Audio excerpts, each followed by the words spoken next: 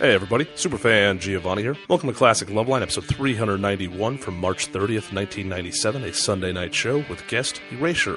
More accurately, Andy Bell from the band Erasure. This seems to be the first known appearance of the band during the Adam Carolla era, and they seem to have at least one more known appearance, possibly from 1998, and they play live in studio. Thanks to Engineer Mike, we know we have that to look forward to. This is a rare one-song night for a band guest, and Adam and Drew seem to have a good rapport with Andy. Overall, just a very decent show. As per usual, it's recorded in 1997. Some of the medical advice may be out of date. Please consult your own physician or contact Dr. Drew and Mike Catherwood on Current Day Loveline, 1-800-LOVE-191. Listener discretion is advised. You can follow us on Twitter at Podcast1, on Facebook, Podcast1 there as well, and Podcast1.com, the home of all your favorite podcasts. Mahalo, and get on.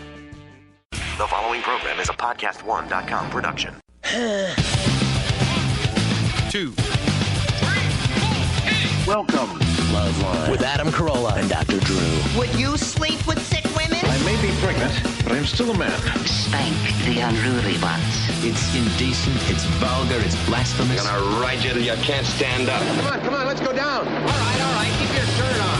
Loveline's meant for an adult audience. Loveline may contain sexually oriented content. Listener discretion is advised. Here's Loveline with Dr. Drew and Adam Carolla. All right, quick correction. That is not Dr. Drew, that is Dr. Bruce. Dr. Drew is in Las Vegas. He is on one of his many excursions. And Dr. Bruce, who always fills in amply, is here tonight to fill those medium-sized loafers of Dr. Drew. Tonight our guest is Erasure, actually Andy Bell from Erasure. Hi, Andy. Hi. Hi. You all right? Yeah, we'll talk about the new CD, Cowboy, which is out April 22nd, and the tour and many other things with Andy as the night wears on. Although you're only going to be here for 1 hour. Am I correct in saying that? Yeah, that's all right. All right, that's all right. It's an hour, you know. Hold on. What are you doing, Dr. Bruce, with this? You can start abusing me right away. No, but don't do that. Why not? You're lining up every call before we take them? Well, I usually take abuse from you because I don't have it ready. So now I've got 1, 2, 3, 4, 5 calls ready. Speaking of abuse, and I just want to get this out. I don't want to be rude to the guests. I just want to abuse the doctor for just one moment, and then we'll talk to the guest. Okay.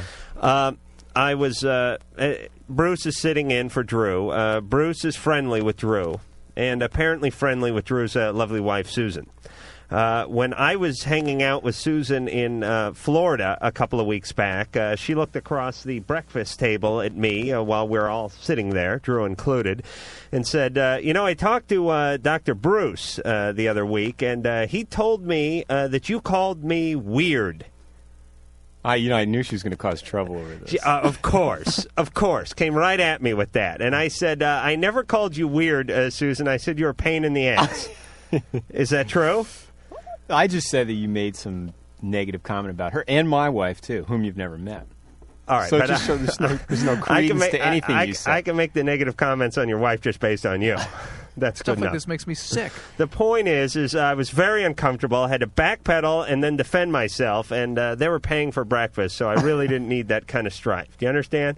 Don't sell me out to the man's wife, please. Even though I have no security here, and I could be kicked off as substitute any day, I don't regret what I did. Okay. This guy's an asshole. Thank you, Drew. You're very, very brazen. All right. Let's talk about Erasure, and we'll get back into Bruce after Andy cuts out of here in an hour because I don't want to bore him with this stuff. CD out the 22nd. Mm-hmm. Going to Europe. Well, you're going to San Francisco tomorrow, right? Yeah, it's our last show. We just done a mini tour here to let people know that we're back in May. Right. And we're off home, arrive Wednesday, rehearse Thursday, Friday, Saturday, first show Sunday, and then back in May. And I have the dates, which I'll get into in just a little bit. May 9th is when you kick it off, correct? Yeah, rehearsal day, yeah. Oh, that's right. Oh, it says rehearsal. Okay, May 10th. Is that the day? Los Angeles. Yes, May 10th. Yes, you're right. All right. I got to learn how to read. Yeah. I don't know what SFO and then rehearsal is, but anyway. San Francisco Orpheum or something like that. All right. So you guys have you been off for a little while? Well, we had an album about 2 years ago that kind of bombed. So people thought that we hadn't done anything, you know.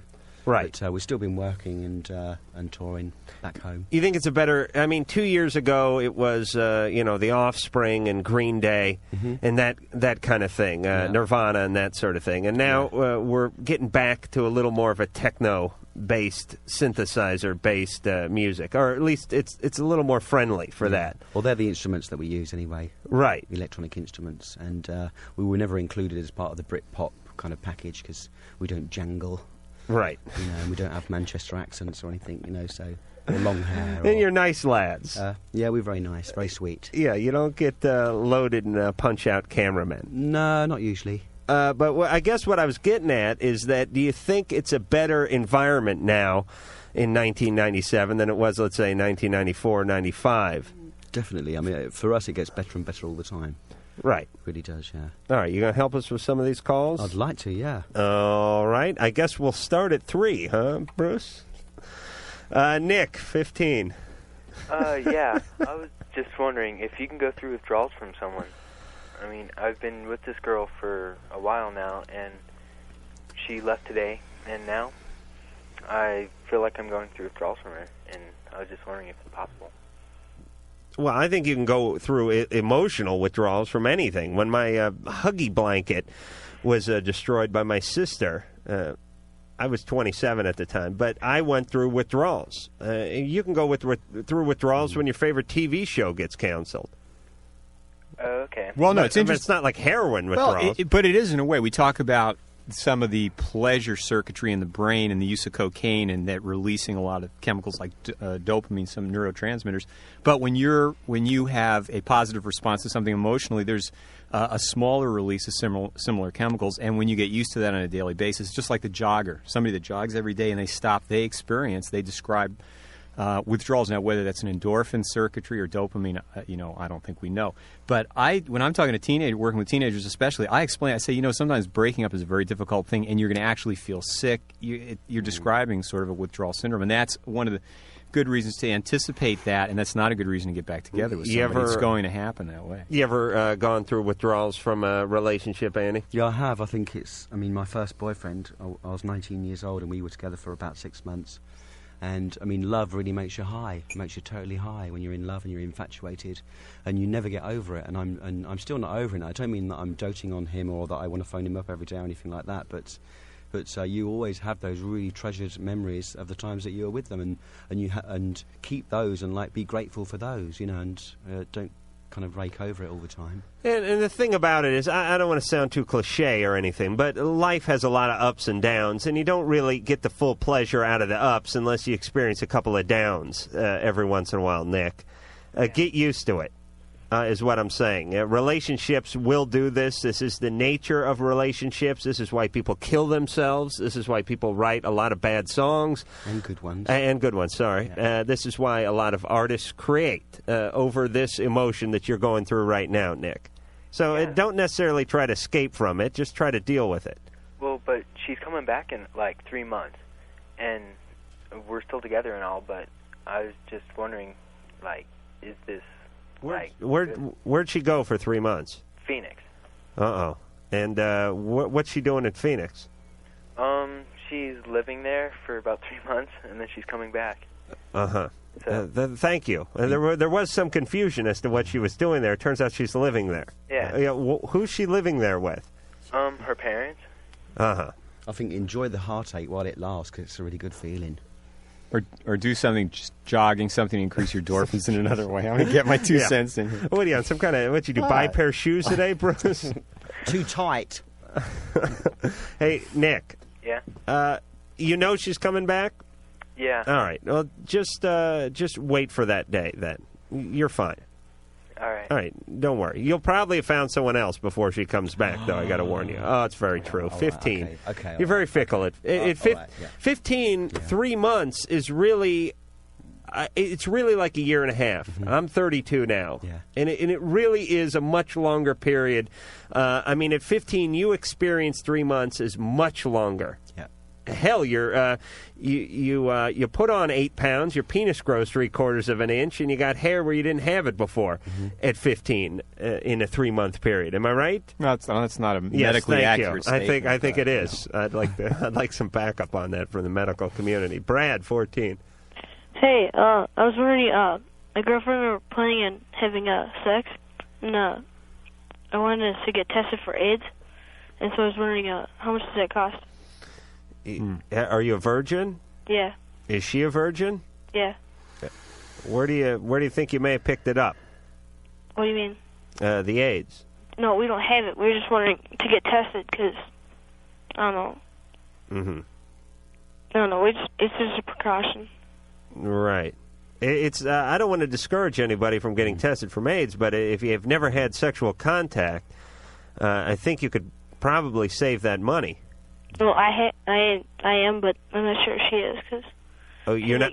I see. How long have you been going out? Like months. And you're 14? Yeah. Yeah. So haven't you been safe then? Yeah, probably not a great idea to start having sex in a relationship. At 14, it's a real destructive thing to start having sex in a relationship. At 14, especially for the girl, what girls are usually looking for at 14 in a relationship is more friendship. They're not really understanding the sexual aspects of the relationship. So it's better advice for you not to get sexually involved at that age. I think people treat AIDS testing really far too lightly as well. It's like because it's sold and marketed like it's some kind of a pregnancy testing pill or something like that, and it's not like that at all. Excellent point. It's very misunderstood. I recommend to my patients to have it done at County Health. Every county health department I know of does it for free. They do pre- and post-testing, which is a law anyway. And I don't believe there's an age. I know in California there's not an age limit on anything to do with sexual issues, drug issues, depression, pregnancy. You don't condone those take-home tests? What? No, he's asking me. Not you, Brad. I don't, the take-home tests aren't really, you're not taking it home and getting a positive, negative result. You're taking it home, getting the test, and sending it back and having it. I think those are okay. The mail-in test. Yeah, the better way to do it is go to a physician or go to County Health, who does it, and they do it for free. You get a number. It's some people have concerns about confidentiality, even though it's a confidential system. They're afraid of going to a lab. When you go to County Health, you basically get a number. It's not done under your name. So you can go to any county health department. It's in the phone book in the yellow pages. But there's a tremendous misunderstanding about what exactly you're being tested for. This is testing for antibodies. In other words, if you get a bacteria, virus, in this case a virus from the HIV virus, your body has to make antibodies against it. And that can take, most of the time you're going to convert within 3 to 6 months, but it can take much longer than that. And if your antibody level fluctuates low at some point and you test negative, you can't get a negative test and think, I'm okay, I can have sex with this person if they have one negative test. That's absolutely insane. But, Brad, you've never had a sexual partner. Yeah, but... think you may have, picked it up from your right hand or something? No, it's her. She's like... Should I get my hand tested, by the way? Or is that with the girl? I see. Yeah. Okay. I was talking to her, and she said, oh, yeah, well, all my friends are... They're not virgins, but I am. And I was like... So she's not pregnant then? Well, I mean, it just kind of sounds suspicious. Well, all right. He doesn't trust her, is what's going on. All right. So get tested. You're a little young for sex. That's what Bruce is saying. Mm-hmm. I'm saying is if you're not going to, if you've never had a partner and you're going to get the AIDS test, you might as well get the prostate checked as well. You could have cancer. I got someone else. It's I've been tired a lot lately, and I was wondering if it was mono. Okay. Mononucleosis is very common at your age. It's been called the kissing disease in the past. And that's easily enough tested with a blood test that's reliable after the first 7 to 10 days that you've been infected. First 7 to 10 days it can be negative even when it's positive. If you're real tired like that, it sounds like I think the best thing to do is see at age 14 if you can find an adolescent medicine specialist, a doctor that sees teenagers. Too much sex anyway, too early. Or that thinking makes you tired. Contemplating a little too heavily. Andy, when did you lose your virginity? I lost my virginity probably about 19 years old. Oh, really? Well, because I lost my gay virginity and lost my straight virginity. Oh, that's so right. I still have a gay virginity. Have you? Yeah. Oh, good. Born again. I'm going to auction that thing off tonight. It's got to be worth at least $45. Right. Considering it's Easter, I'd up the ante to $75. Yeah. But I lost my straight one first, so I don't know how much that now, when did you know you were gay? Probably when I was 13, 14. So I knew you were gay at 12. Okay. Well, lots of other people did. They used to tell me before I even knew what it meant, So. And is this something that you, like an impulse that you fought because you didn't want to, pressure from the family or society, what have you? Yeah, for a little while I thought, because I knew that I really fancied boys and tried to seduce a few, and it didn't really work out. But and then I thought, I really ought to try it with a woman just in case, just to see. And then and I did. And I thought, that's not enough. Right. For me, it's a little too much, the women, but it's not enough for you. But this is the same story you hear from most males who are adult and gay, which is they sort of had a feeling earlier on, but they figured, I'm fighting it. I'm going this direction because Dad may throw me out of the house or everyone else is doing this. I'll just sort of jump on board. And they try it, and it doesn't really work out. Yeah. All right, so, but that's it. So you figured it out relatively early when you talked to a lot of gay males because... their thing is like they got married and had 3 kids and then figured out it was some wait bigger till than they're both 60. of them. Some wait till they're 60. All right, but then it gets weird. Any age is all right, though. Right. Whenever I'm here, I'm not here that often. Adam's asking a lot of questions about this. So at his age, he could be gay. He could be seduced. I could turn. He could be seduced. Oh yeah. If a guy could play the synthesizer just right, I think I'm in. A straight guy, yeah. No, I'm curious because we have a lot of people calling in who are 15, 16, 17 years old. They say they think they're gay or they think they're bisexual. They don't know. And I'm always curious when I talk to somebody who's gay, when they knew and when they were comfortable with it and when they acted on it and when it became a lifestyle. All right. Chuck, 20. Yes. My question is it common for one nut to be bigger than the other? It definitely is. It is? It would be almost unusual for that not to be the case. Bigger or lower? Huh? Either. Yeah, both. Yeah. Does bigger equal lower because of gravity? Yeah. Yeah. I'm glad he answered that question. Well, you probably 1 foot is bigger than the other one as well, isn't it? See, because I used to do some freestyle biking, and I racked myself on a hollow point nut, and I didn't know if that had caused it or what. No, that's absolutely normal, and it is similar to one, the right side of the body. If you're right-handed, is typically larger than the left. Nothing to worry about. And so does it throw your balance off though on your bike? Yeah. Do you ride in circles toward the side that's larger? Do what? All right, Chuck, I'm hanging up on you. This brings up another point. I just saw a teen before I was here at the hospital, and what I go over with them is to get to know. I tell them, get to know your testicles, and they always look at me like I'm strange. But men starting in teenage years should do self-testicular exam, just like a woman does self-breast exam. So there's my public health message. I'll tell you, we do a lot more examinations if we let the guys examine the women and the women examine the men. A lot less specificity and I don't sensitivity. care. There should be the examination exchange program because you could. Well, I'm not. Yeah, I weigh my testicles every evening before I go to bed just to make sure there's absolutely no change. Okay. Wait a minute. And wipe that thing off. Well, you see, there's confusion to your new method. Rob, 17. Yeah, I was on before a couple weeks ago, and I wanted to ask you, but I forgot. But the question I have is like every day or every other day when I go to bed, I wake up in the morning, I seem to have like bruises and scratches all over me. Mm-hmm.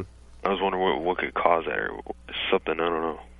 You could be flailing about in your sleep would be the most likely cause. Or what people worry about with bruising is some blood clotting disorder, which is very unlikely, very unusual. But if it's getting worse, if you're having extensive bruising, you could go to a doctor and have a fairly simple blood test to check that out. You could have a congenital problem where you're born with an abnormality in your clotting, but that's, again, very unusual. People worry about having things like leukemia, other blood diseases. So, Rob, do you think it's from being traumatized, or do you think it's from the clotting? How long has it been going on? I don't know. I've only noticed a couple weeks, but I remember a long time ago when I was little, I remember just getting like bruises and not really knowing what they were. Yeah, that's very common. Mostly scratches all over my arms. I get these scratches. Well, that's a little different. Scratch yourself when you're asleep. Yeah, are you a deep sleeper? Yeah, kind of. Do you have weird dreams? Yeah, sometimes. You're not trying to have sex with any pets, are you? No. Okay, because I once or any substance use, no speed or coke, things that make you scratch at yourself. All right, what should he do? I'd probably see his family physician and have a little more of an extensive history in physical dungeons. It doesn't sound like anything that anyone's going to look into more with tests. It doesn't sound like actual bruising. He's talking about scratching himself. There's some very interesting sleep disorders that you might have. I only get a couple bruises, but I have like more scratches. Like I'm looking at my hands right now. I got them all like way over the tops. It looks like I went over them with razor blades, and they're healing up now. Do you have a therapist?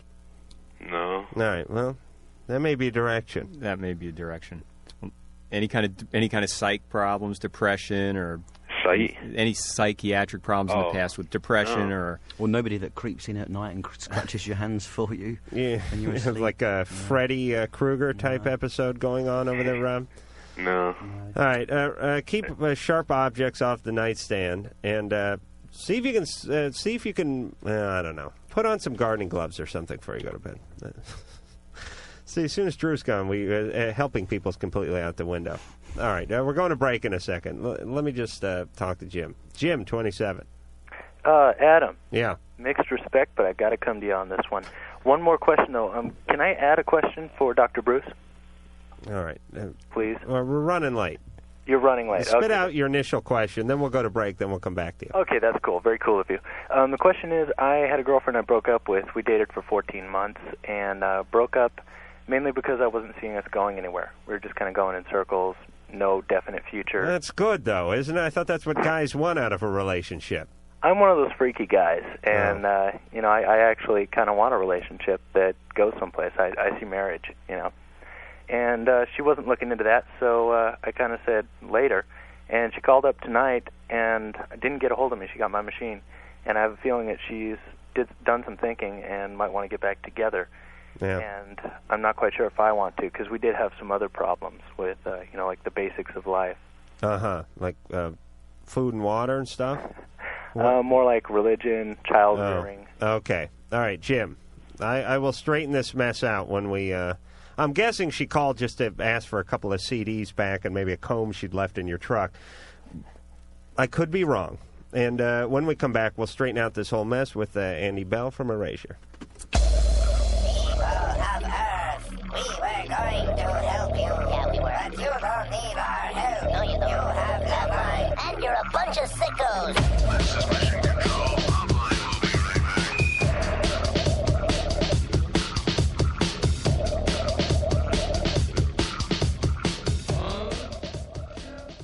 Oh, yeah, people. It's Mike Catherwood from Loveline.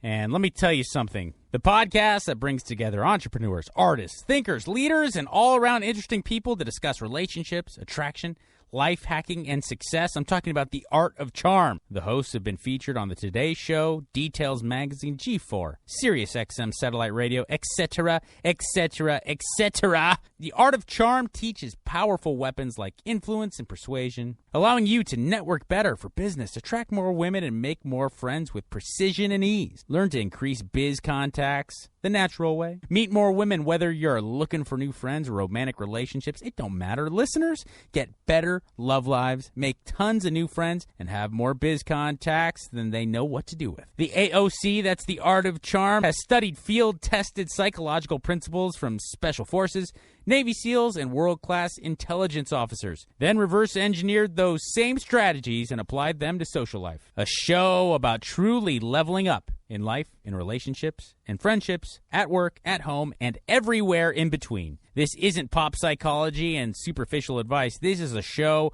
that offers meaningful, fun, life-changing insights with a practical edge so listeners can apply something right out of the box every show, every day. Go to theartofcharmpodcast.com or find The Art of Charm in iTunes or Stitcher. You really should listen to this show, The Art of Charm Podcast.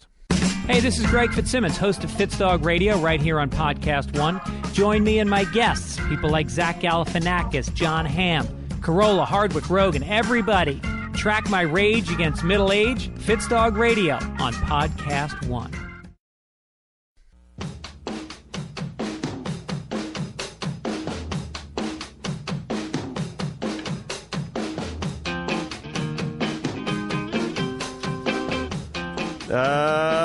Loveline with Andy Bell from Erasure and Dr. Bruce from Redlands or wherever he's from, and he can't figure out how to work out his headphones over there.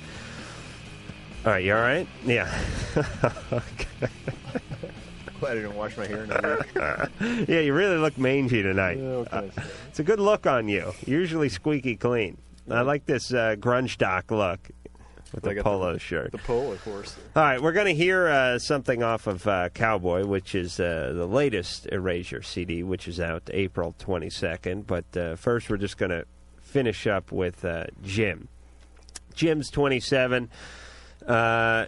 Jim has a girlfriend or had a girlfriend. He dumped her because his biological clock was ticking, and he felt it was time to settle down, and she saw it differently. Very well put, Adam. Thank you. And now she's called, and you're assuming that she wants you back. That's what I'm assuming, yes. But what were your main differences in the relationship? Well, the marriage thing was a big part. Religion is kind of a big thing because in my religion I believe that we should be at least somewhat compatible in that. And she basically has none. She has no religion? No religion, basically. Well, that's good. Well, yeah, if you're not religious. No. If you are, it's like this. Listen, if you're like a Jehovah's Witness and she's Jewish, there's going to be a fight. It's going to break out. Yeah, because she won't budge and you won't budge. Right. You get yourself an agnostic or an atheist. Yeah, you can wean them over to the dark side. It's no big deal. I've had many a friend do that. You get married to somebody, or before you get married, the Jews do this all the time. You send them right through Jew school. They learn a few things, light the menorah, read from the book there, and this guy does that, and boom, you're Jewish. And you're screwed a little around the holidays because you're still in that Christmas spirit, and the whole Hanukkah thing comes up. But you bite the bullet 8 days out of the year, and you're in good shape. Oh, is she agnostic? She is, I guess, what you would call heathen. Oh, her new thing is the Celtic thing. Yeah, like that's all right. She kind of the Celtic thing. All right, but that's good sex. Oh yeah, no complaints there. In fact, that's part of the other question. It's like if you can get past the ram's blood, that's good sex. Can't have it all. What is her religion then? I mean, what is she into?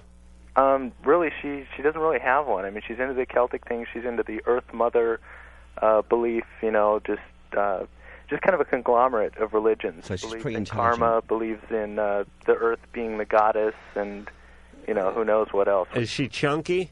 No, she's fine. Oh, really? Yeah. Usually, once they get into that Earth Mother thing, it's usually because they put on a few pounds. No, she is no Earth Mother herself. Oh, okay. Does she shave and stuff? Only once a week. That was another thing that bothered me. Right. Only when I came up and visited, Yeah. Yeah. All right. What is your religion?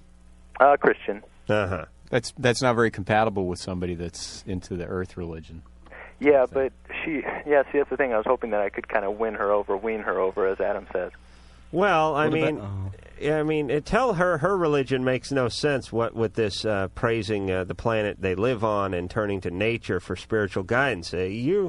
The Christianity is it's just far more sensible. You take the ashes, you rub it on your forehead, you eat the body of Christ, and you drink some of the blood of the Savior, and you don't eat meat on Friday. It makes more sense. I mean, it's just a more practical religion. What Christian religion is that? Come on, I know how this religion works. Actually, he's got a mix of like Catholicism in there, and that sounds like Bill Clinton's form of like please everybody Christianity. So, Jim, what was your other question? Was it about the? The other question was physical function. Dr. Bruce, much respect to you, and it's mainly during intercourse, which I understand I'm a hypocrite because I'm not supposed to do that, Adam. But during intercourse, I shall we say, leak rather copious amounts, and I was wondering if that's normal. That's normal, and that's a very common way people get pregnant because they think that they can have early extraction of the organ, and there's this leakage that's very normal. It's a penis, not a splinter, by the way. He's talking about pulling out. Right. No. I'm not talking about pulling out. I know you're not. But before ejaculation, it's normal to have leakage. Some people a lot. I mean, I've got like a square foot of puddle there. Well, some people find that really hot. Really? Yeah. Okay. Yeah, but I mean, you're liable to get someone pregnant. I'll be careful as well. All right, deal with the religion thing. Why don't you loosen up on your Catholicism and your Christianity are you Catholic? or whatever you are? No, not Catholic. All right, well, loosen up on whatever your thing is. Okay, so you think... And have her loosen up on this whole Earth Mama thing. Let me tell you something about this Earth Mama stuff. It only gets worse. You know what I'm saying? Yeah. If you're, how old is she? Same age. 27? Yeah. Okay, because by the time she's 47, she's going to be bathing in soil. Mm-hmm. You understand? Yeah, and as long as it's not manure, I can handle it. All right. No, but if you're Christian and she's into that sort of thing, there's no way it's going to work. Because, really? Oh, absolutely. Because there is a very close connection between that, witchcraft, and many of the things that are spoken strongly against in the Bible. So, well, being that today's Easter, I can maybe... Yeah, either you're for me or you're against me, right. as Christ said, which was a very pretty uptight thing to say for a guy who was, that hip, if you think about it. Either you're for me or against me. You can't just have a second opinion or another idea about spirituality. Well, I think in Jim's case, that might be the case. It's very incompatible to be into the earth religions and be fundamentalist Christian. Now, if you're social Christian or some other form of Christianity, that's possible. But in his situation, it's sort of a death sentence for the relationship. All right. Well, I'm not a leaker, just for the record. You're too heavy for me, you two. You're far too heavy. All right, let's get back to your penis, Andy. Are you a dribbler? Are you a leaker? It just depends on my mood. Uh-huh. Yeah. Yeah. What kind of mood are you in now? Quite dry. Okay. Yeah. All right. Yeah, I have that effect. I knew I had it on women, but apparently I have it on men as well. I wouldn't know. Well, all right. So before Andy leaks any more dust out of his urethra, we're going to hear a song off of Erasure's new CD. In stores April 22nd. It's called Cowboy. And the song is called In My Arms.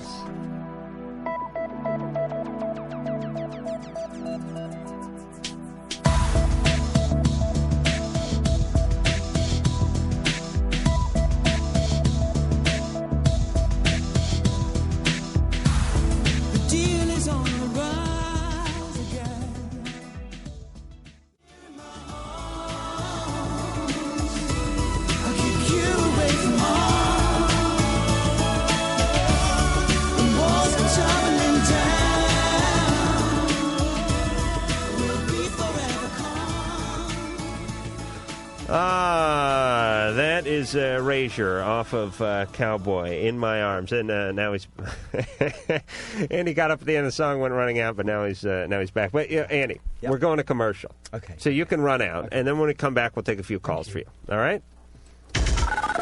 Here's Loveline before deworming. Here's Loveline after getting fixed. Here's Loveline chewing out its stitches.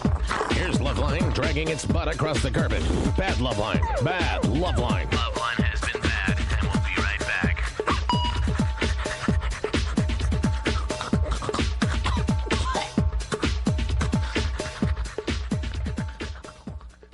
And now, Katy Perry. Imagine going on stage without any guitars, or keyboards, drums, or a microphone, and being expected to roar. Tough, right? It's the same with our teachers who are using their own money so students can learn. DonorsChoose.org is a charity that helps teachers get what they need for students to succeed. That's why Staples is donating $1 million to the cause. Join Katy Perry and donate at staples.com/MakeRoarHappen.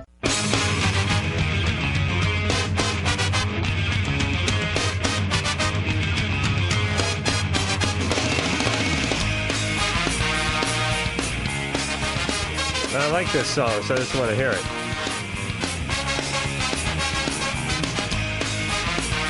Do we have the whole song? Oh. The Mighty Mighty Boss Tones. Real nice guys. Oh, is this Real Big Fish? Oh, I thought this is that Mighty Mighty Bosstones song. Someday. All right. I'm digging a grave. Andy Bell is here from Crocus. No, actually, I think it's Erasure. Hocus, crocus, pocus. Erasure. Do I know what erasure means? Erasure means obliterate. I mean, like, but it's not eraser, is it? A little bit. It's related. Is it a word? Yeah, it's a real word, yeah. Where'd you find it? We wrote a list, and we had razor's edge, and it was just got massaged into erasure, and it's a real word, and we crossed them off, and it's the last word on the list. So, very boring. All right. It always sounds like a stupid question. Where'd you get the name? It's like a dumb DJ band question. But actually, a lot of people listen, and they're always curious, and it's a unique word. Bruce filling in. I don't think I've given the phone number out tonight or anything. 1-800-LOVE-191 is the phone number. 310-854-4455 is the fax number. Dr. Bruce sitting in for Dr. Drew. And remind me, because we have to do the Dr. Drew shuffle at some point tonight, just because he's gone. He's in Vegas, and Drew loves Vegas. And it's a real dichotomy. It's very bizarre, because Drew's not the kind of guy you'd think you'd be into Vegas. You remember Drew when you were here last. He's a pretty uptight guy. Wears the glasses and shirt buttoned up all the way and all that kind of stuff. And he loves Vegas, though, but he won't admit it. That's the beauty of Drew. So I'll say, Drew, why Vegas? Why are you going to Vegas? And he'll go, the kids love it. And I go, the kids are 3.5, Drew. You could put tinsel up in the living room and tell them they were in the casino over at Caesars, and they would think that's where they were. No, the kids are all about Vegas. I'm like, Drew, you're about Vegas. Just admit you're about it and go to Vegas. That's fine. Drew's not about it. He is about Vegas. No. He says it's where the kids want to go. Maybe if there's a medical meeting there, but he is not. He absolutely is about Vegas. He goes to Vegas every year for his birthday. Well, and if he liked you enough, he'd invite you too, Bruce. Yes. Put the damn book away and let's do the show. Please. It's very rude. Lisa, 15. Hi. I just wanted to say to Andy that I'm totally in love with Erasure, and you're like my total favorite group or whatever. And I was just wondering when you guys are planning on touring again, and if you are, when you're going to be coming to the East Coast. Well, we're coming through again in May. Where are you on the East Coast? I'm in Maryland. They're going to be in Washington, D.C., May 26th. All right. That's awesome. Because I have the schedule right here. You can get to Washington, D.C., can't you? Yeah. All right. 26th of May. Okay, cool. Thanks. You want to say anything else, Sandy? I love you. All right. I love you Anyway, too. Thank you're you very awesome. much. All right. All right, Lisa? All right. See you there. Yeah. I'm sure you guys will hook up. Jesse, 25. Hi. Hey. I had a comment, not so much a question or a problem. I had noticed that a lot of times you'll have young callers calling in, young lesbians or gay men calling in, and you always seem to question their sexuality, but however you don't question teens that will call up and say that they're heterosexual. And I was wondering why you do that. I mean, why do you question the sexuality of the callers? You're talking about Adam specifically. You're talking about me and Drew to a great degree. Yes. Yes. Let's beat up on him since he's not here. Yes, let's do that. Well, obviously, society is predominantly made up of heterosexuals. Well, they think they are. Right. Mm-hmm. Right. I know there's a gay man trapped inside of every straight man waiting to get out. Right. But a lot of guys aren't in touch with that, like Andy is, or myself, or Dr. Bruce. And girls. And girls, too. Yes. There's a lesbian man trapped inside every gay woman. There he goes again. What a bastard. All right, please. But here's what happens, Jesse. I'll tell you why we approach it this way. We have, let's say, some 15 or 16-year-old call up, and they say, I think I'm bisexual, or I think I'm gay. and having feelings toward the neighbor boy. And we say, well, what do you think? And they go, well, I don't know. I'm confused. And then we ask them, what's happened in your life? And oftentimes they have had something happen in their life that causes them to go this direction sexually. That's not true. That is not true. That is not true. Yes. Teenagers, that is not as a general true. rule, I think teenagers they're all are very confused. confused about everything, not necessarily just sexuality. And I think that, there's probably a lot of so-called heterosexual teenagers that are actually gay and don't find out until later in life. Well, that's what I was saying earlier. Dictating what we should feel and what we should do and how we should be. That's true, and there's also a lot of bisexual and gay teenagers who have gone that way because of input. But I think early on in life, you just hit on one of the biggest bones of contention in the gay community is saying that because if someone is gay, I came out when I was 15 years old, and there was no question. Right, but I in the. I never miss listening. I haven't had any bad experiences or anything that made me be a lesbian. All right. But it is all right. Well, how'd you get so bitter then? Slow down, Jesse. All right, go ahead. Well, I hear what Jesse's saying, but I could say as a physician working with teenagers, what I emphasize to them is that if they're 13 or 14 and they're really concerned, I don't know if I may be gay and I don't know what to do. I encourage all teenagers at age 13 or 14, you really it's better not to act out. It's just, have friendships. I'm not necessarily I know you're not saying that, but I'm saying that's what I've heard Drew and Adam say on a lot of the shows when somebody calls in, they're earlier teenagers. Now, when you're 17 and 18, to the first thing you ask, were you molested or abused? I don't think that is appropriate, and I don't think any studies have shown that is the causation of being gay. Dr. Bruce. All right, so, let me kiss Andy's ass for just 1 second here. I'm going to make. Lick it. All right, let me lick it. All right, let me straighten things out. First things first. We asked many of our callers whether they were abused emotionally, physically, or sexually at 17 or 18. When they call in. When they say they're straight? When they're not even talking about their sexuality. Sometimes they're saying, I'm 17 and I get these urges to beat up my girlfriend. Right. And we say, were you ever physically abused? Were you ever sexually abused?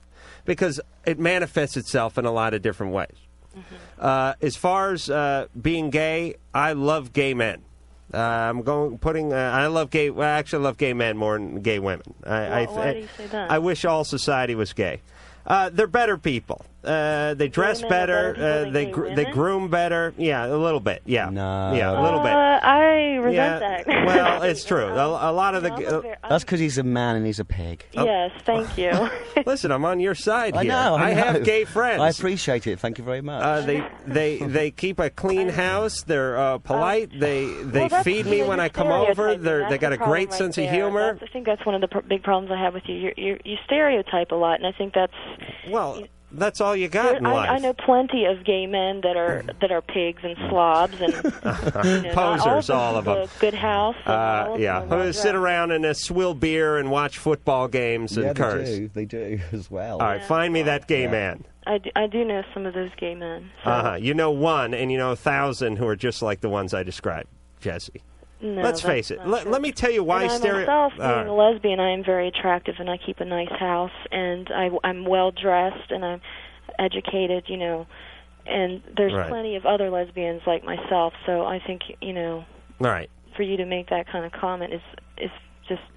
But you got a little chip on your shoulder. It's typical.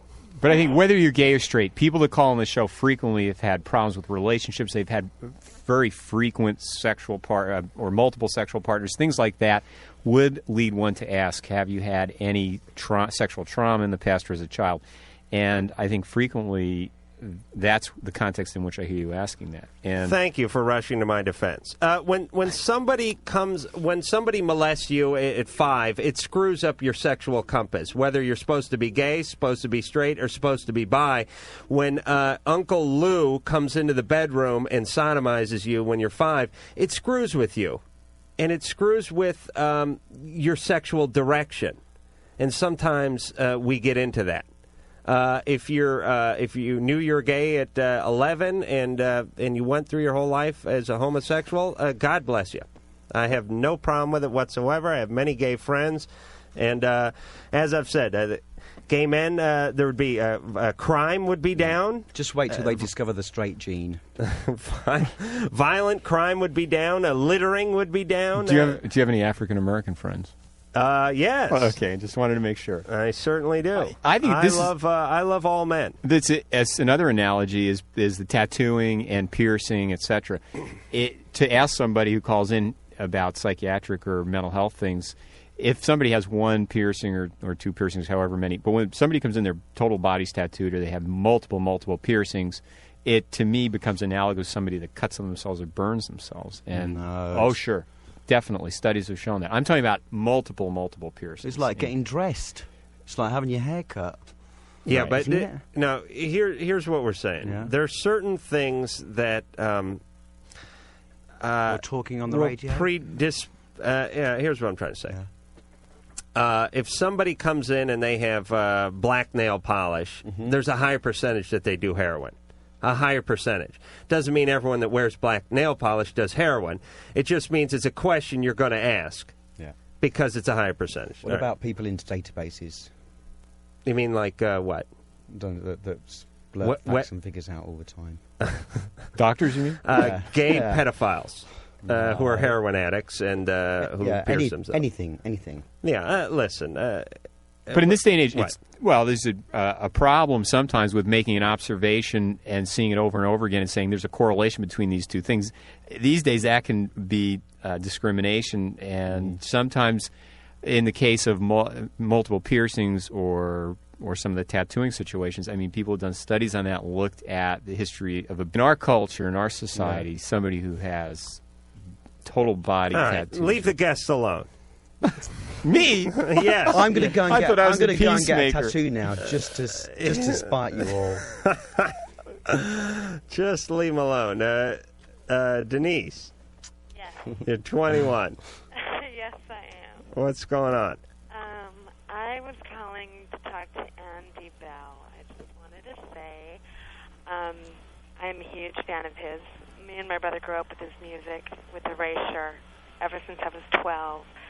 And I wanted to ask if he's ever worked with Jimmy Somerville. Yes, I have, yeah. And and if you were an admirer of his music. Yes, I am. I think he's got a really soulful voice. He and does. I think he's beyond. He stands up politically for the gay movement and any or political movement or minority movement, and we did Bananarama with each other. We did drag Bananarama, and it was really great. I didn't know that. You did drag Bananarama? Yep. I did that too. Bruce? Not me. No. When did you do drag Bananarama? Or Bananarama? Bananarama, probably 1992. Oh, really? Yeah. Which one were you? Or does it matter? No, I just made it up. One of three. Just a mixture. All right. Andy, you're only. Do you want to hang out? No, I'll stay another 5 break. more minutes, all right. Well, we got to go to. Listen, we got to go to break. All right. We'll come back. I'll tell you what. Do one more break. Okay. And then you can skedaddle. Okay. All right. Thank you.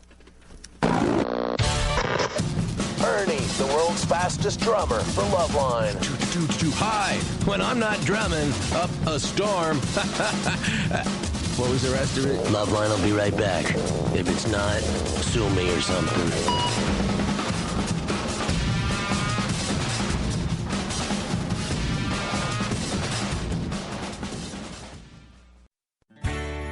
Buying a car can be a stressful experience, but TrueCar is changing car buying forever. Yes, TrueCar helps car buyers get rid of the fear that they might overpay. Last month, over 45,000 cars were sold by the TrueCar Certified Dealer Network. And TrueCar.com users save an average of $3,046 off MSRP. When you're ready to buy a car, just follow these 3 steps. Go to TrueCar.com, find out what other people paid for the car you're looking for, then register at TrueCar.com to see the upfront pricing information and lock in your savings. And the 3rd step is simple. Just print out your TrueCar savings certificate and take it to the TrueCar Certified Dealer for a better, hassle-free car buying experience. Some features not available in all states. Every day, TrueCar.com users receive negotiation-free guaranteed savings. Save time, save money, and never overpay. Visit TrueCar.com today. That's TrueCar.com.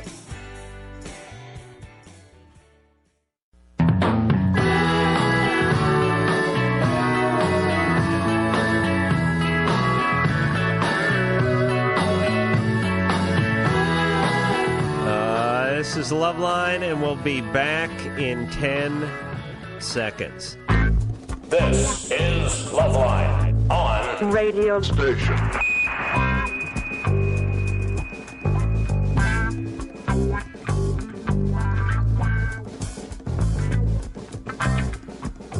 All right, phone number for Loveline, 1-800-LOVE-191. Fax number, How many sugars you going to put in that coffee there, Bruce? 310-854-4455. I'm Adam Carolla. That is Dr. Bruce filling in less than adequately for Dr. Drew.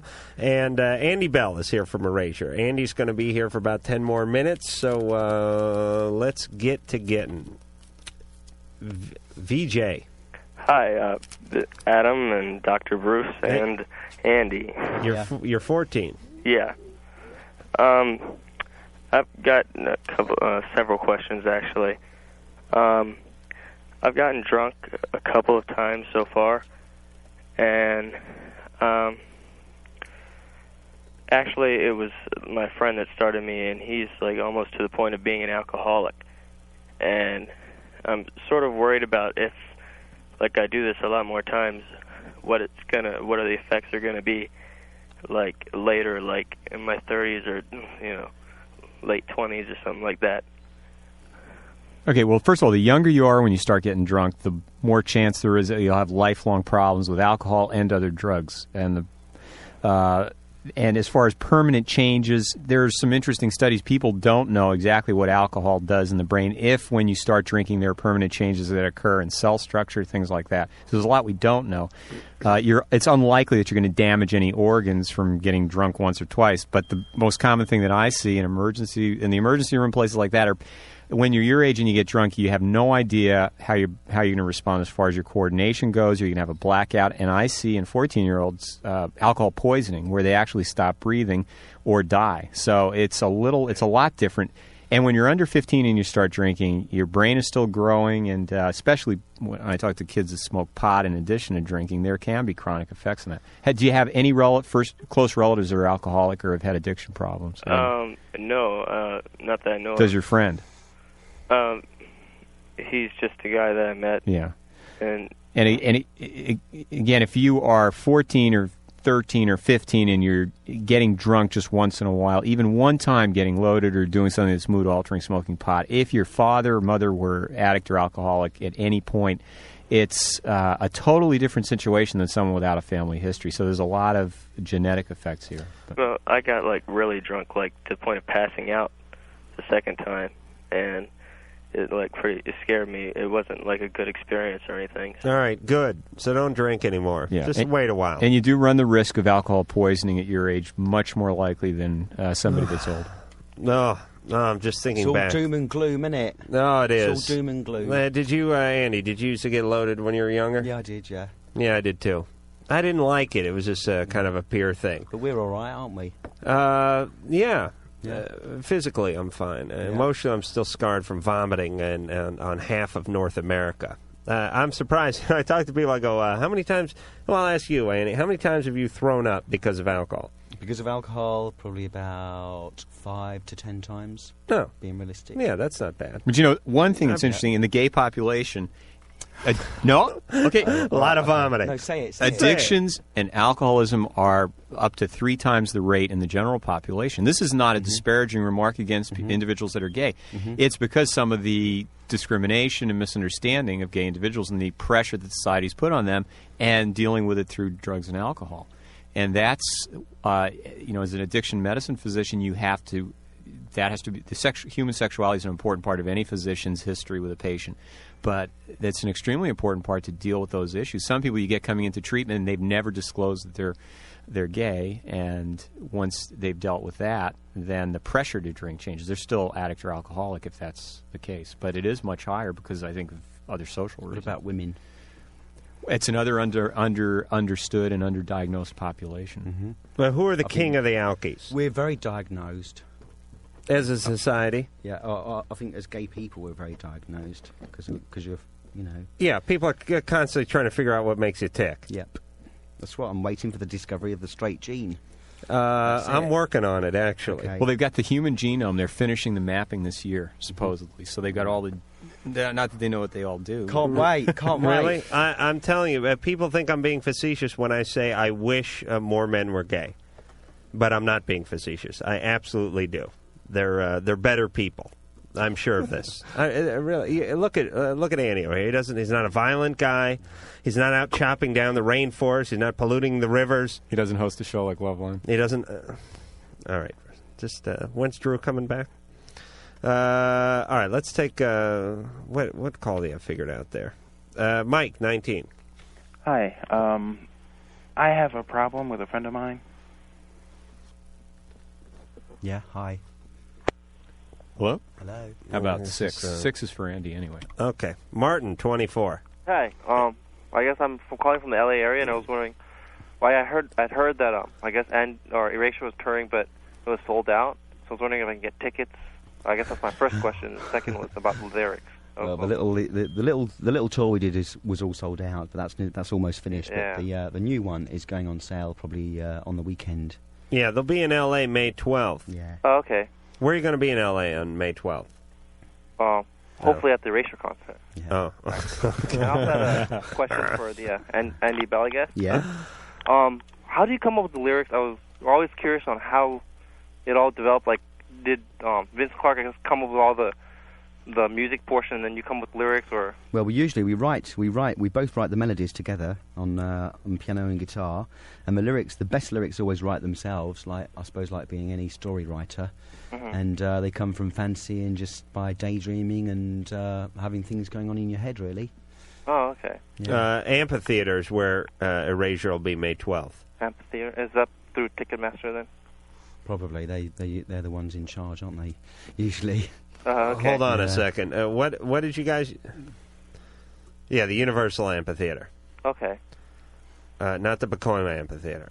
Okay, then. All right. All right, There was thank some you. confusion there. Okay. Oh, and I think Erasure is, really cool. Thanks. Yeah, I think you're cool. Thanks. All right, thanks. All right, Martin. Darren, 27. Yeah, I was calling to talk to Andrew Bell. Hi. Hey, I just had a couple quick questions for you. Yep. I just love your music. Thank you. I've been listening to you ever since Yaz. And I had a question about Alison Moyet had some music she came out with a couple years ago. She did a new rendition of Ode to Boy. Yep. Did you collaborate with her on that? No, we didn't. We were going to collaborate on a song that I think it was on that album called This House. We were going to do a duet. And Ode to Boy, do you know that was about Vince Clarke, that song? No, I didn't. Yeah, it's a description of Vince Clarke, that song. Oh, wow. And but we spoke with her manager, and she's recording a new album. Okay. And we thought maybe we'd quite like to write together, but just depends, you know. And I heard the excerpt from your new album. Yeah. They just played earlier. I really liked the song. Great. The last album, I didn't buy it because I felt it was a little bit depressing. Mm-hmm. It was a bit depressing, I must admit. It was a Yeah. bit. We were going through a bit of a. So this new song, it sounded a little more like chorus. Yeah, it's more soul-y, the new one, more gospel-y anyway, the new album. But go out and get the old one anyway. Well, I'll get the other one anyway. I have all of his albums, so All right. I'm sure I will eventually. Hey, you're playing tomorrow night in San Francisco, right? Yes, yeah. What time does that start? Usually 9:30. Okay. In the evening. Man, I'd just love to go to that. I work until 9 o'clock, though. Oh. Could you pull anything for me? Yeah, I could pull something, definitely, yes. If I showed up there late, would they let me in? Well, we don't go on probably till 9:30, so... Well, can't you start the gig a little bit later so Darren can hustle over from his meaningless job? Well, if I put Darren +1 on the door, you be there 9:30 tomorrow and you can come in. How about 10? 10 o'clock? Well, we can't go on late. You'd have to miss half an hour.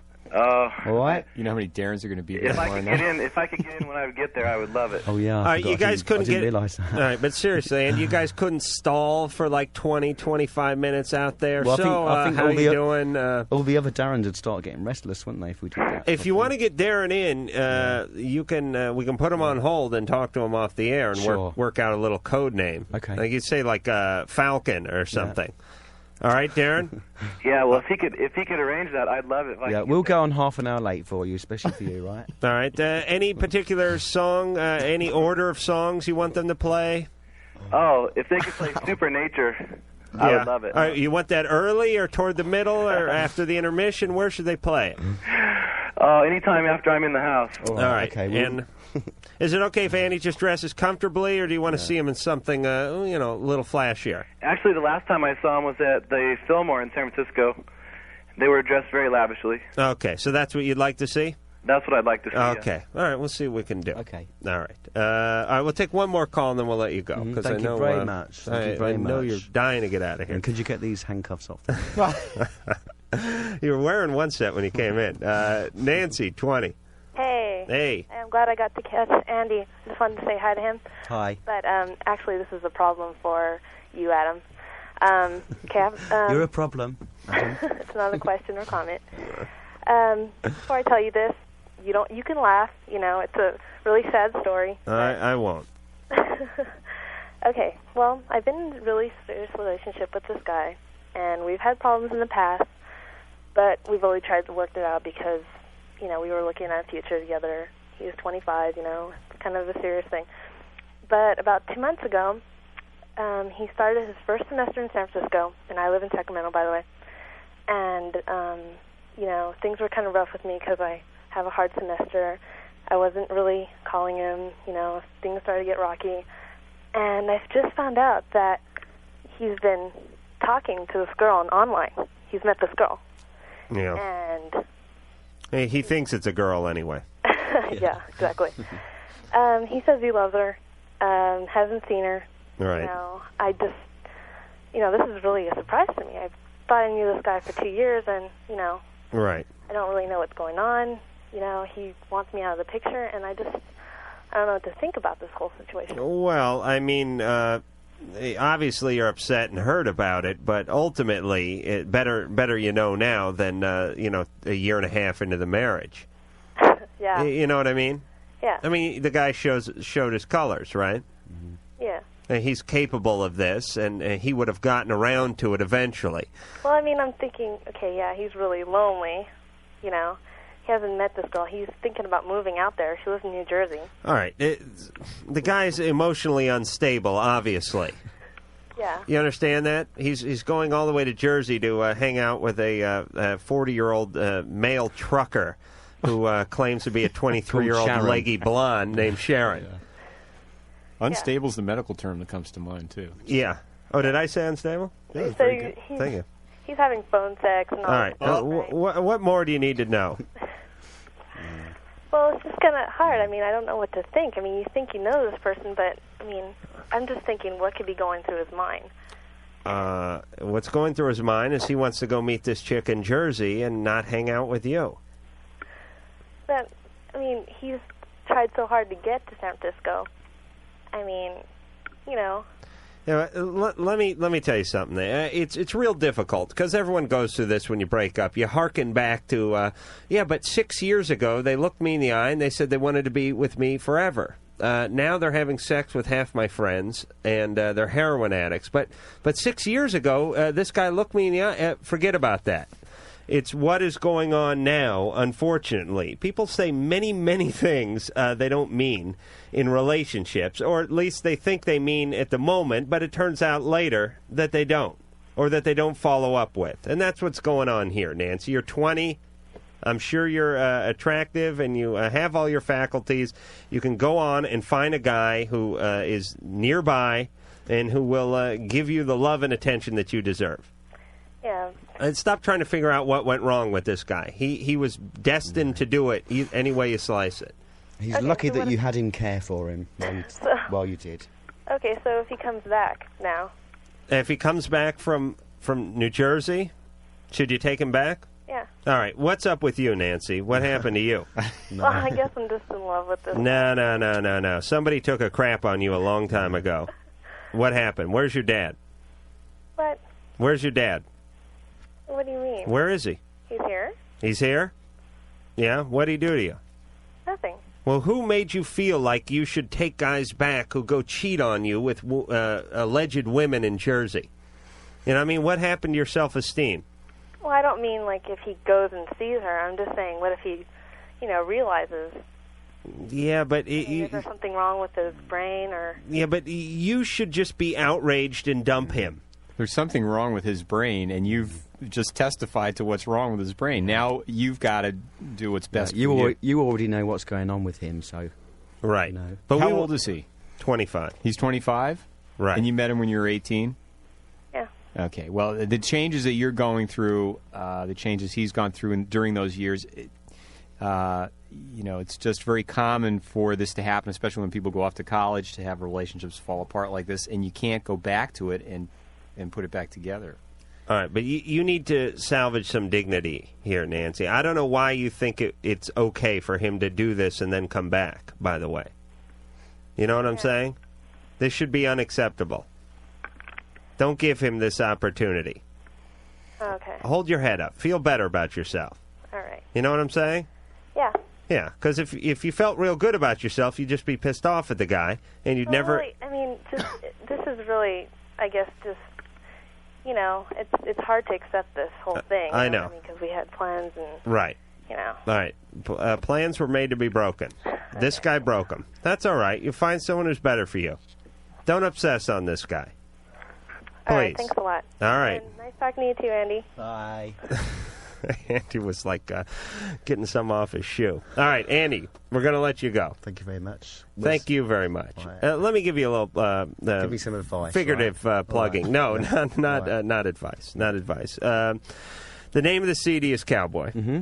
That is out April 22nd. Yeah. And you're going to San Francisco and then Europe, and then you'll be back here toward after the first week in May to kick off the big stateside tour. Yeah. And everywhere from L.A. to Dallas to Washington to Philadelphia, Boston and all that. They'll be everywhere. So this is basically May coming into June. And look for Erasure. Yeah. All right. Thank you very much, Andy. We do appreciate it. Thank you. And why don't we break? Let's just break early. All right, we'll break early, and we'll be back with more Loveline after this. Loveline will be right back.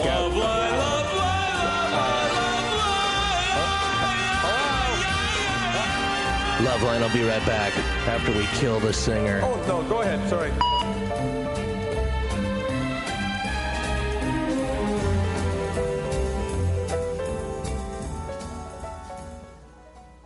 Hey, Dr. Drew. Yeah, Mike. I pretty much, look, I never bought anything online in my life until I met my wife. Oh, and, seriously? Now all I do is go to Amazon. Yeah, I buy pretty much everything on Amazon. And if you want to support somebody that has an affiliate relationship with Amazon, you go to their website, you click through the Amazon banner, and at zero cost to you, Amazon shares some of the purchase price with the affiliate. Why are you being so nice about it and saying somebody with an affiliate relationship? You're right, Mike. I should be more specific. Forget an affiliate, some vague affiliate. Let's go to Podcast One, where you can find the Loveline podcast, the Loveline page. Bookmark that page and just click through on the Amazon banner located at the top of the homepage. You can even use the Amazon banner if you're in Canada or the UK. Makes it easy for all future purchases.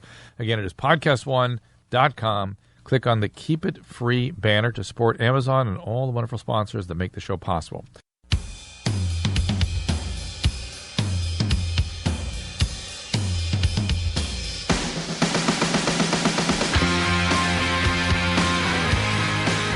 Loveline. Phone number 1-800-LOVE-191. Fax number 310-854-4455. Andy Bell has left the building from Erasure. Engineer Mike. Duran will be in on Tuesday, and we'll find out which one of those guys is gay. I really have like Tourette's. I swear I do. Engineer Mike, why don't you get all those out-of-context Drew drops together, including the Drew Shuffle, and just have them ready. As you know, it is my homage to Drew when he is on vacation, which he oftentimes is, and he is tonight. Stuff like this makes me sick. Yeah, play the Faggot Better Run. that's still my favorite. And don't give me that puss, Bruce. Not because... Just get it. No, never mind. All right, well, you talking to the damn mic if you're going to talk, would you please? Look, you've been here for an hour and 10 minutes, and already you're relaxing. I'm sitting back letting you rave on. All right, but do you realize how many doctors would give their right nut to be in the studio next to me at this point? Probably not many. Yeah. Faggot better run. Okay, now that's still funny. It's just funny. All right, Bruce, anything you want to say before we get back to the phones? No, let's try and help some people here rather than giving you a platform for your sick humor. And listen, all you a-holes who don't enjoy my stereotyping. That's all humor is stereotyping, by the way. That's all. Here's the basis of humor. Why is it every time you go into the DMV, you get one of these blankety blank blank blanks? That's humor. That's humor. It's...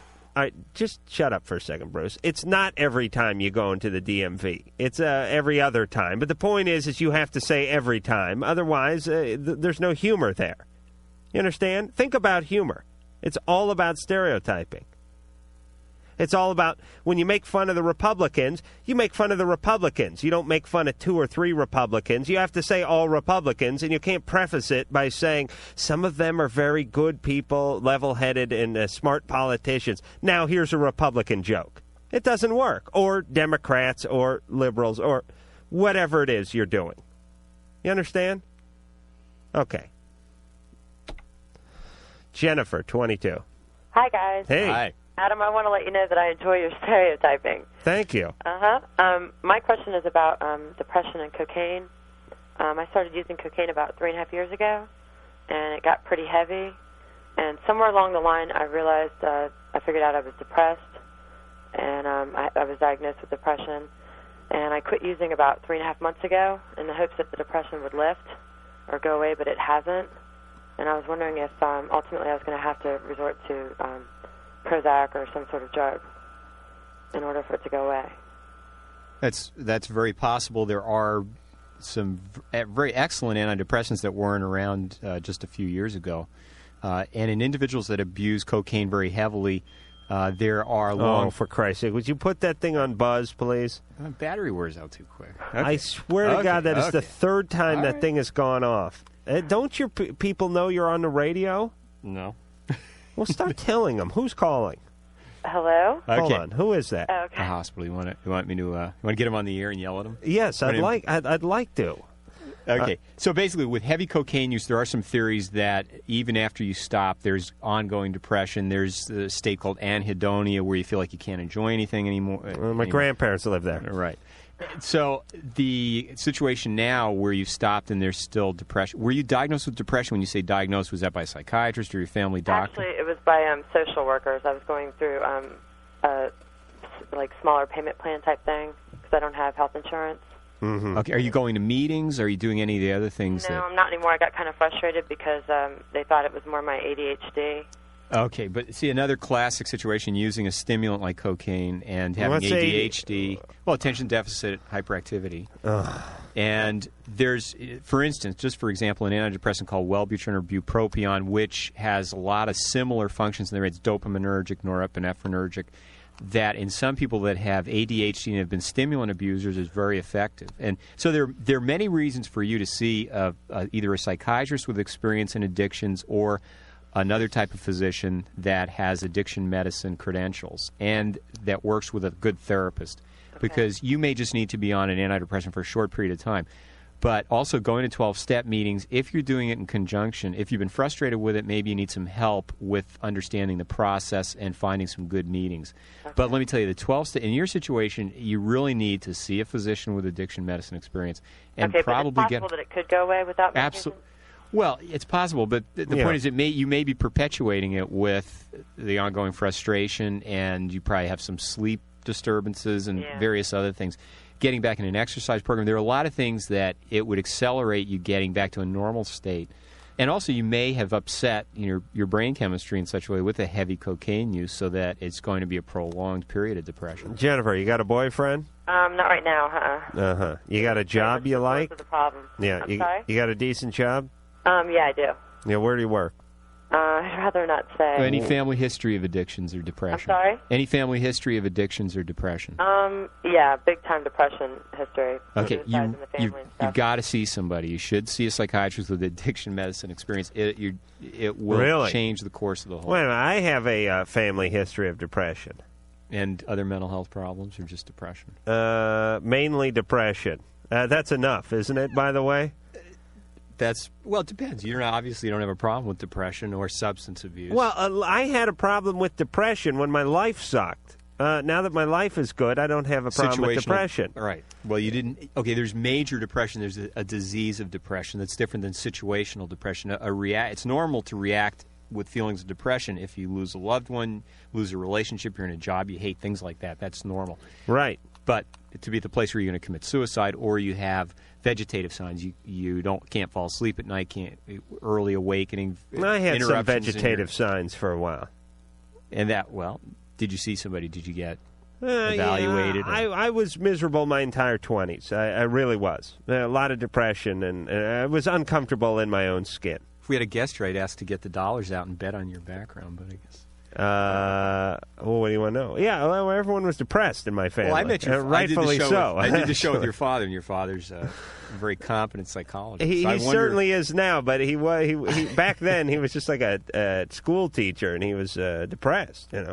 Everyone in my family was depressed, but it wasn't really that they were depressed chemically. They were just smart. Hey, they looked in the mirror, they looked in their wallets, they got depressed. They weren't stupid Situational people. depression. That's right. Here's the way they look. They said, okay, what's the house I live in look like? I'm driving. My mom is driving a 71 VW Squareback in her late 40s, and yes, she's depressed. Well, I think the term depression is vastly misunderstood, and there are many people that do have clinical depression. They have the disease of depression, and that would benefit immensely from seeing a psychiatrist and a counselor and getting it diagnosed. The medications today are extremely effective and safe. All right, that's what the Carolla household needed many years ago. John, 18. Hello, long-time listener, second-time caller. All right. I have a question for the good doctor. I was wondering what the long-term effects of ecstasy are and what parts of the brain they affect most directly. Okay, ecstasy, methylene dioxymethamphetamine, it's related to methamphetamine. If you take a methamphetamine molecule and stick on some extra oxygen and other molecules, you get something that stimulates some of the serotonin regions of the brain in addition to the dopamine regions. So you get stimulation and you get some hallucination. Yeah. It's worse than methamphetamine or cocaine. It has permanent effects on those areas of the brain. And there are individuals who do have long-term depression after its use and other long-term problems. Are there... and it's very addictive. Contrary to you build up a tolerance to it very rapidly, and it's really quite a frightening drug. And does the initial dose have anything to do with the long-term effects?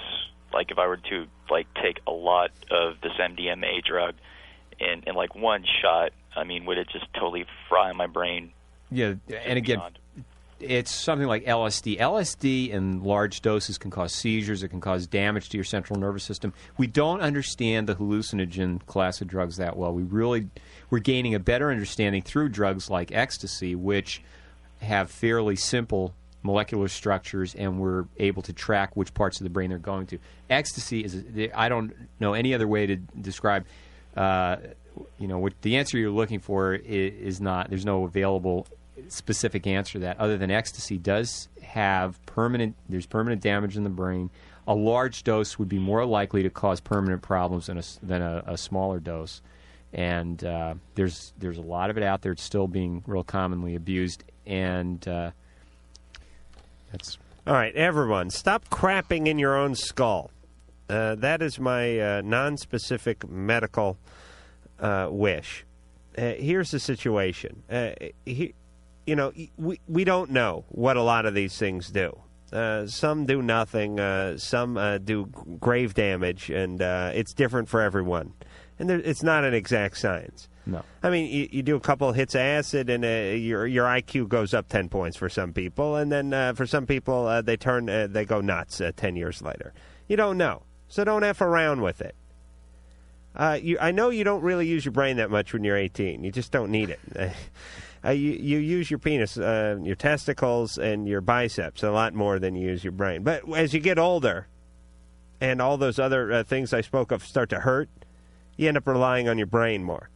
And then you don't want to have to look back and say, gee, I wonder if I'm an idiot because I did drugs or because I'm just an idiot, or you know what I mean? I mean, it would freak me out if I did 50 hits of acid between the age of 18 and 20, and then now at 32, I couldn't remember, I spaced out on what my phone number was. I wouldn't know if it was because I did the acid or because I just spaced out, and no one would ever know. So I'm saying, don't screw with your brain. Especially, though, LSD, ecstasy, the yeah, that's right. Smoke a little drugs. pot, have a beer if you have to, and call it good. And people with histories of psychiatric problems, marijuana can set those off, so that's right. All right. Problematic. Don't overdo it. Okay. All right. Manny, 22. Hey, how's it going, guys? Good. Good. Yeah, I got an issue that I think involves all of us, because I think that we as men are, whether we know it or not, promoting an attitude in society that's preventing, reducing the amount of oral sex we're getting. I can elaborate if you wish. Go on. I'm interested, though. Here we go. This is the situation, and go with me, please, if you agree. If this is something that you feel that you've done, you've just been pleasured orally, right? And you're thinking that was great. This is the second date I've been on with this girl.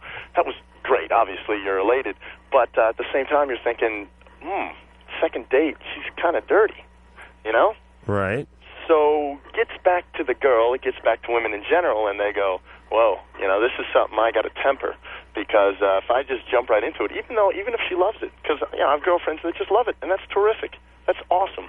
But unfortunately, I think that they feel that they have to temper the amount of oral pleasure they give, because they're afraid the guy might be turned off in a way, might think that they're dirty or bad. All right, the old double standard coming back to haunt them. But we're promoting it. That's the thing, I think, in ways. Yeah, well, yes, we're begging for it on one hand, and then we're using it as evidence to condemn them later somehow. Exactly. Absolutely. What do we do? We just roll with it, or? Yes, males send many mixed messages to women, and it is true that not all the time, but certainly on occasion, there are women that are very sexually attracted to a man and would love to engage in all sorts of carnal pleasure on the first date, perhaps within the first 15 minutes, but they don't do it for fear of how the guy's gonna judge them later on in the relationship. Yeah. And therefore, you have to hold out. It's like a game of risk. Yeah. Now, how about this one, Adam? Yeah, well, but ultimately, if you did get the oral pleasure from the girl on the second date, you thank her. If you're like me, you tip her. And there's really no problem with that, Bruce. And that's not prostitution. It's just tipping. Hell, the woman brings the food to the table, you tip her. The guy drops you off in the cab, you tip him. Certainly you could tip for a blowjob. You're putting yourself much further out than you are giving someone a lift in a car, or, like I said, bringing coffee to a table. You know what I'm saying? And it should be justly awarded. I think there should be some tipping, and I think if a guy does a good job on a woman, there should be maybe $1 or $2 up in there for him. Something, maybe a load of laundry. Why don't you just get this guy come in and do the show with him? I mean, this is your type of caller. I'm lost. All right, I'm lost. Just read your textbook for a second, there, Bruce. Dr. Bruce, maybe you can offer some scientific. All right, but Manny, your job is to praise her and not to tell other people and not to let it get back to her. And feel good about it. It's okay to feel good about it. I will stand up and crow like a rooster. And then the pose down period in front of the mirror with the shirt off. Adam, I got one more. Yes. This is from left field. How do we promote oral sex in the car on the road? Mm-hmm. There's no easy way to do it, is all right. First thing we do is we offer to drive. Right, okay, good. because it can really be a tall order if you're not driving. Is there a model or year or make of car that I should be looking for? Well, if you're, what I've done is I've outfitted my car with a butterfly steering wheel. Not the big round one, but the one like the dragsters use. It's a butterfly shape. There's a ton of room underneath there. That's it. Do you understand? No, I'm with you. Or use the ones that have that sort of, they're sort of hollowed out at the bottom, like airplanes. Old bombers had those kinds. They're round on the top, but the bottom was all carved out. You know, it wasn't a round wheel that they used in those old B-17s and whatnot. Would it help if I think a lot of those guys were getting blowjobs when they're flying over Germany. I was going to ask, should I be wearing a bomber hat and goggles? Yes, and a scarf, all right? I'm worried about this guy. You are? Yeah, because he's on a car phone. He's a little obsessed with the car. And his voice had that, like, mental health edge on it. Oh, did it? I think so. He's a little obsessed. How's my voice sound to you? You're Faggot beyond better description. run. All right. When we come back, we are going to hear the Dr. Drew Shuffle in its entirety. All of my most sensitive areas were inflamed. Really? Loveline will be right back to deal with inflamed sensitive areas.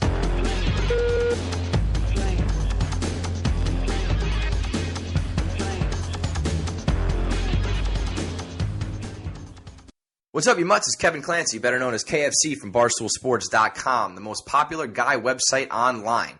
Now we're doing the Barstool Network, which is everything that's great about Barstool, brought to you in podcast form. We've got 2 podcasts. Mail Time is for the average working guy in the cubicle looking to escape his day with relatable stories of 9-to-5 life. KFC Radio is like every drunken guy's conversation with his friends, but with me and your favorite other Barstool personalities. Download it now at podcastone.com. That's podcastone.com.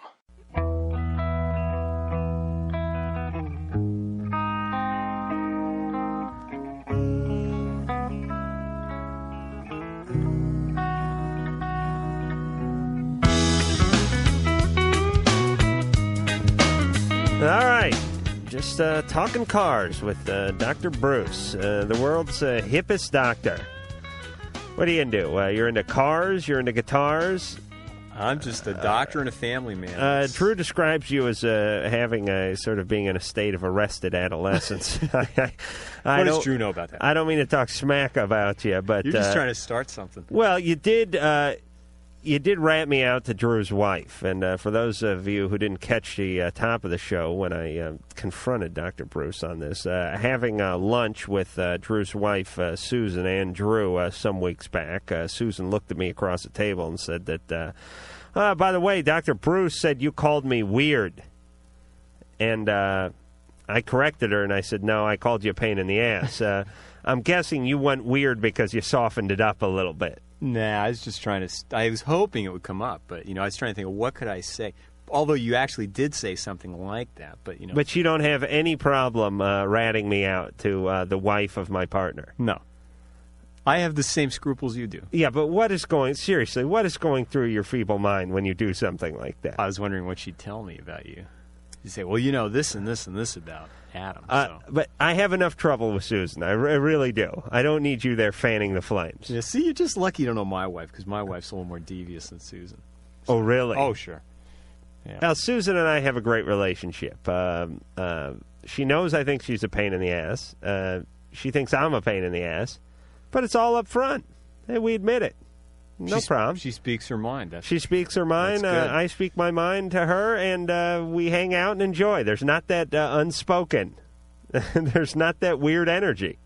We both tolerate each other, have a good time at times, disagree at other times. There's no problem. Right. It's just poor Drew gets the brunt of it when he goes home. All right, and speaking of Drew, why don't we hear... do we have the Drew Shuffle? Let's hear that in honor of Dr. Drew, who's in Vegas. When I was 14, I tried to be straight, or I thought I should be straight, and I was confused. Pee on this stick. Makes me sick. Pee on this stick.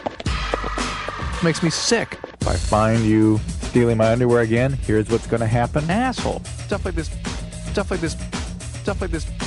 makes me sick. You're fat. Asshole. You're fat. Can I say that? You're fat. You're overweight. I want to be dominated. You're gay. I want to be dominated. You're gay. When I was 19, I ate about 4 boiled peyote buttons and stayed up all night but felt no effect. It's called intimacy. Can I say that? This is not acceptable. Can I say that? You're fat. Not acceptable. Pee on this stick. Not acceptable. Boiled peyote button. Not acceptable. You're overweight. Not acceptable. Can I say that? She drinks until she barely has her senses about her, and then she can relax enough to have sex with me. See, in radio, that's called an evergreen. You understand? No, what's that? That's good all the time. Oh, It yeah. never goes out of style. It gets better. It gets added to. It really gets better. It gets piled on to. It's like a fine wine. It just it gets better with age. Is there any? Play a few more Drew drops in there. Still a virgin. I've had anal sex, but I am still a virgin. I've not had sex yet. I was bored, so I had my tongue pierced. I was bored, so I put a spear through my penis. Gee, it hurts when I urinate. I've got these lesions. You know, knowing Drew, though, I can't imagine he likes the fact that you play that. No, he doesn't, and that's where the comedy comes in. You see, the day he says, hey, how about we play the old Drew Shuffle? I haven't heard that one in a while. Is the day we stop playing it. Yeah. Faggot better run. It's still my favorite. We all have our personal favorite Drew drops. To me, the faggot better run. That's really quite amusing, but Thank it wouldn't you. be if it was me saying it, that's for sure. Yes. Brent, 24. Yeah, I have a couple questions. Hello? Yo. Oh, okay. How early should I jump in after you say I have a couple of questions? Let's try that again. Okay. Brent, 24. Yeah, I have a couple questions. What are they? What? There you go. The first question is, I've been with my girlfriend for 3 years, and she hasn't had not one menstrual cycle yet. But she had him before that? No.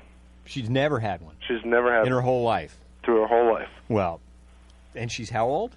She's 20. Has she had a pelvic exam at some point? She's too scared to go to the doctor. She's afraid of what they might tell her. Yeah, like hey, you had cancer and we could have cured it 2 years ago.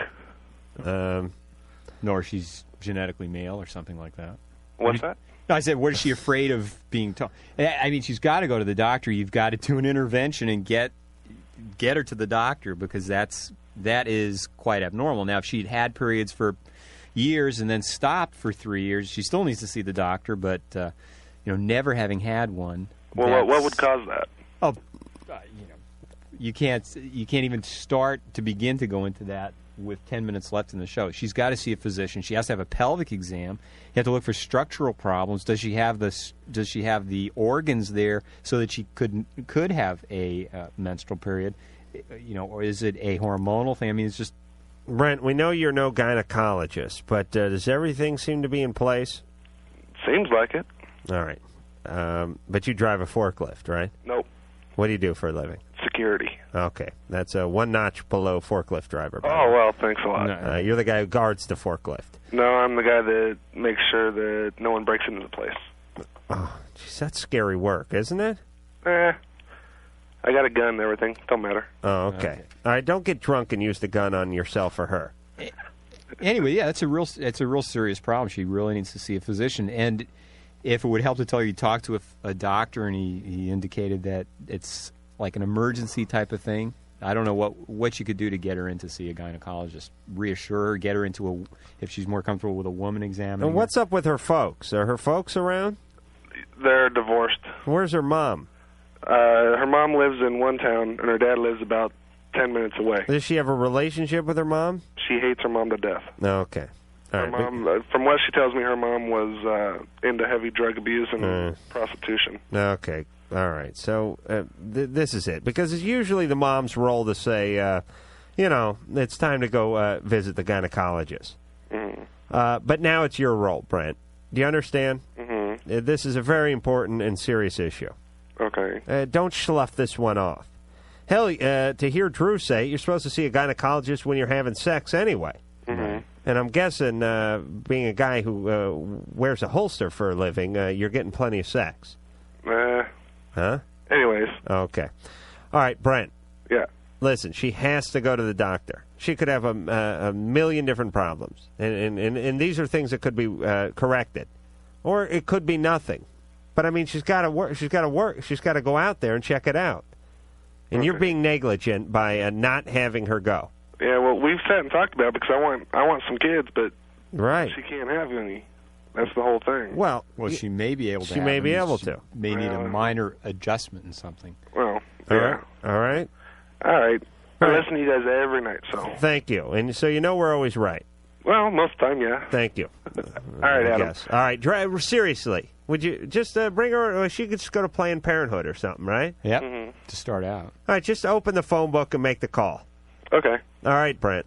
Thanks, Dr. Bruce. You're welcome. Thanks. Now, what's All right, this? thank you. A great generalization here. I've got. What is this about men that wear holsters should be having great sex? Where in the dark reaches of your mind is that? I think any guy who has a job where he straps on a piece has more in his share of sex when he gets home. So he's more manly because he has that gun. Yes, it's more Okay. testosterone pumping through his penis. Do you understand the connection? I grasp full the connection between. If you use a feather duster for a living, something like that, there's going to be less sex. The more dangerous equipment you use, the more virile you are. What if you host a radio show? You get nothing. That's all right. And I've been holding out on myself lately too, by the way. So I'm really getting nothing. I'm just testing myself. All right, you have a call? Yeah, 6. Oh, you do? Okay, I could barely read it. Ernie. Yeah. 17. Yep. The youngest male alive named Ernie. Yeah. You don't know anyone named Ernie, do you? I know a couple people. Yeah, but they're not 17. No. They're like Grandpa Ernie, Uncle Ernie. Yep. Gym Coach Ernie. Yep. Right. There's a 14-year-old girl in the neighborhood, and I'm pretty good friends with her. She comes over occasionally, and she's like, tried to get me to go out with her several times. Mm-hmm. And I tell her, I'm not really, wanting to go out with somebody who's younger than me or that young. Mm-hmm. And she just, keeps, trying to pretty much get me to go out with her. And she was over one day, and she kept, taking my, baseball hat and, putting it in her bra and putting it down her pants and everything. Uh-huh. Were you wearing it at the time? No. No. Okay. I just want And to check that out. I was, retrieving it. Right. Right. Then she, made a comment, and then she just all of a sudden just flashed me. And I was just, I don't know. Really? Yeah. She showed your breasts? Yeah. Okay. Ernie, you're a better man than I. I couldn't have stayed away from this at 17. But here's the situation, and Bruce, you tell me what you think. I bet this girl's had some problems. I would not be surprised if somebody screwed with her a little bit at some point. My first question was, where's Dad? What's her dad all about? Where's her dad? Her dad? Yeah. At home, I guess. I'm not really sure. Uh-huh. And so he's still around? Yeah. And listen, here's the situation. All you people that get on me for stereotyping. Not every 14-year-old who's sexually playful is the victim of rape, incest, or what have you. Yeah. But she's coming over to a 17-year-old guy, and she's 14, and she's showing you her breast, and she's kind of coming on to you pretty strong, and her boundaries are a little bit screwed up. Yeah. You know what I mean? Yeah. And I'm getting a weird feeling here, and I bet if you did get connected with her, you guys would move pretty quick. You'd probably have sex, within the first week, and then if you tried to move on or something, there could be a lot of weirdness here. Yeah. It sounds like, Ernie, you're not comfortable with it. Not really. Okay, no. there's a vast difference between a 17-year-old and a 14-year-old. Yeah. And a 14-year-old girl does not need to become sexually active with a 17-year-old. It's a disaster. It'll be a disaster for Ernie and for this girl, although it sounds like she's going to find it somewhere or other. And let me tell you why she's so interested in Ernie. Ernie has showed her no interest. And this piques the interest of 14-year-old girls, 15-year-old girls, and I'm sad to say 35-year-old women, too. Guys are into this, too. Everyone is really attracted to people that aren't that attracted to them. And when a woman comes on to a guy sexually and the guy basically turns her down, it is a huge slap in the face, and oftentimes they become even more motivated. Right. Had I ever turned a woman down sexually, I think I would have experienced this. I really do. Well, but at 14 years old, this girl is... Actually, there should be an adult male there to protect her, et cetera, et cetera. Boundary issues. It sounds like something's up with her. Something's up, right. All right, so good instincts, Ernie. You get the instinct award, and you will not have your genitalia collected just yet in the Adam Carolla Genitalia Collection Program. Meanwhile, as the faceless evil closes in on the hapless, sleeping populace across town in a shanty one-bedroom, an old woman feeds her parakeet. Come on, Chirpy, have some cheese. You love cheese. Since when are you afraid of cheese? Loveline will be right back.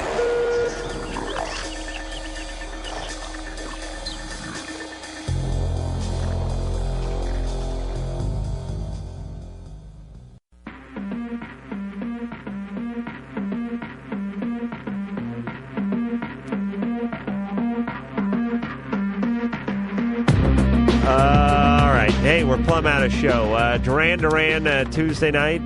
Dr. Bruce filling in for Dr. Drew. Thank you, Dr. Bruce. You did a wonderful job.